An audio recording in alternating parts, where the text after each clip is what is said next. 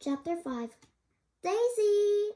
I whirled around and saw Emily, Katie, Alice, Charlotte, and Sophia tiptoeing into the room. What are you doing here? I gasped. You'll be in so much trouble if Fairy G finds you. You'll get thousands of minus Tiara points. We couldn't leave you on your own, Alice said, and we had a brilliant idea. Look, we brought our fairy cakes. We thought the dragon might be hungry. And she waved a bag at me. I keep telling her he won't like them, Sophia said. King Percival said he liked coal, but we couldn't find any. At least we can try, Alice told her. I stared at them both. Something was whizzing about in my brain. And then I remembered. My cakes. My burnt cakes. Where were they? I dashed to my bag and pulled it open. Yes, they were still there. And they did look like coal. Look, I said, and I threw one out of the window. It was much too light to throw very far, and it was a long way from the chimney pot.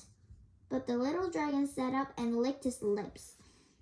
He likes them, shouted Katie. Try and get them nearer, Charlotte suggested. Yes, I said, yes. And I took a deep breath and picked up my bag and climbed out of the window and onto the roof. Daisy, come back, Emily yelled. That's so dangerous. I didn't take any notice. I walked steadily toward the little dragon, and as I got nearer, I began to talk to him in a soothing kind of way. When he started to look anxious, I stopped and put 2 cakes down on the roof tile. There, I said, there.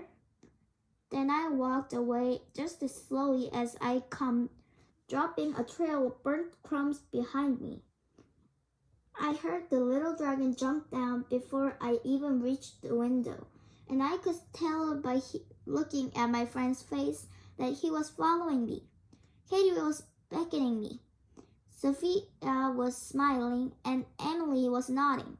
Alice and Charlotte were silently clapping. I climbed back into the tower and trailed more crumbs into the center of the room until the bag was empty. Then we all moved right back against the walls and held our breath. Pitter-patter, pitter-patter, and he was inside.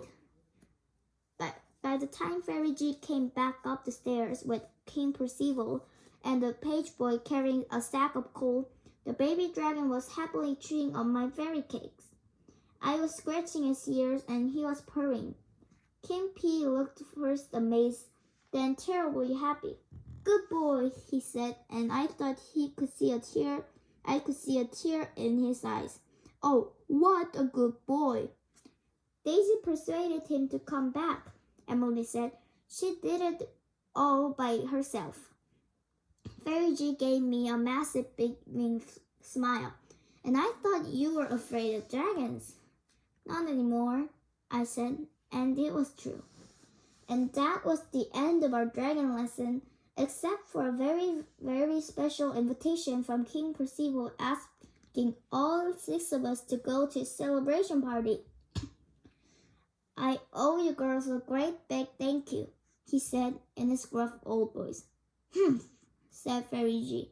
She was busy with her wand, repairing the window, but it was the cross kind of humph.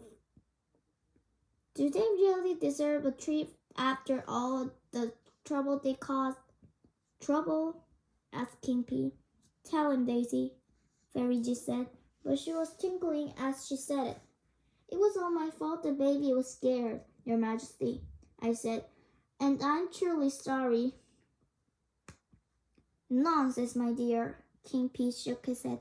Saw it all. You were tripped. Just been telling Fairy G. Saw that Florine girl stuck out her foot. So I'm giving her 20 minus Tiara points. Giving you plus points, of course, and all 6 of you. 30 Tiara points each.